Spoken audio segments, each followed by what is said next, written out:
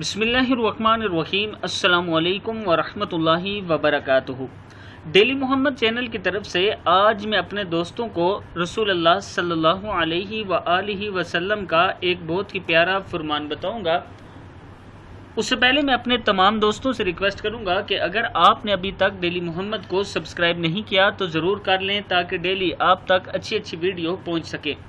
तो शुरू करते हैं आज का लेसन। बिस्मिल्लाहिर्रहमानिर्रहीम। मरने से पहले नेकी की तौफीक। हज़रत अबू अमामा रज़ी अल्लाह ताला अन्हु फरमाते हैं कि मैंने रसूलुल्लाह सल्लल्लाहु अलैहि वसल्लम को ये इरशाद फरमाते हुए सुना है, जब अल्लाह ताला किसी बंदे के साथ खैर व भलाई का इरादा फरमाते हैं तो इसे मौत से पहले पाक कर देते हैं।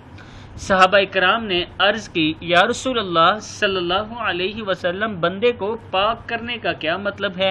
आप सल्लल्लाहु अलैहि वसल्लम ने इरशाद फरमाया, इस बंदे के दिल में नेक अमल का ख्याल डाल देते हैं और फिर नेक अमल करते हुए इसे मौत दे देते हैं।